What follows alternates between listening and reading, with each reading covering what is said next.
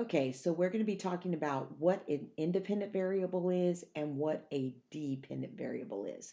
So if you look over here on Desmos, I typed y equals mx plus b, which is basically the template for the equation of a line.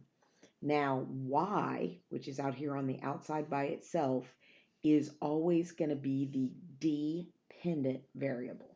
Okay? And the x, which is right there by the slope, is always going to be the independent variable. So let's look over here at this equation. It says f equals 0.73g plus 16.8. So let's start with the dependent variable because that's usually the easiest to spot. So the variable that's alone is dependent. So that would be f. And the variable that's inside, that's right by the slope, or inside the equation, is always the independent variable, which would be the g. Okay, you can also just read that. It says Mr. Park is using the following equation to predict a student's final exam score. F, that's the score, using the student's current grade, which is G. Okay, but I just look at the location of where things are. Again, dependent, always on the outside by itself. Independent, always inside by the slope. Okay? The next thing says, what is the slope of the line represented by the equation below? Y equals 2x minus 1. So the slope of the line represented by the equation below is going to be the 2 because the 2 is slope, x is not part of that slope, and then the negative 1 is your y-intercept. So if you get an equation and they ask for the slope, make sure that you only write the number or the fraction in front of the x value.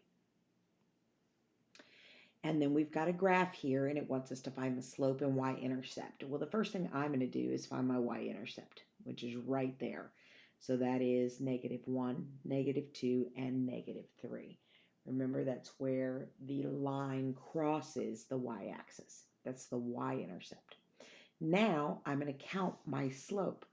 Now I'm going to look up my line. If you'll look right here, it goes right through that point.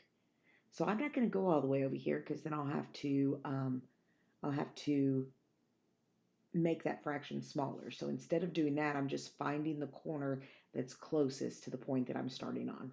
So I'm going to go up 1. So that means my slope is a +1 over 1, 2. Okay? So a +1/2. But if I want to check and make sure I'm right, I'm going to do it again. Up 1 over 2. So again, the slope is 1 over 2. Now, if I had counted from this point to this point, just let me show you, it would be up 2. So I'm going to write a 2 over 1, 2, 3, 4. And if you simplify that in your calculator, you will get 1/2, which is what I got up here. The only difference is I made sure that I just looked at my line first, and if I see something that goes right through a corner before the next point, I'm going to plot that. I'm going to put a point there, and that's where I'm going to count my slope.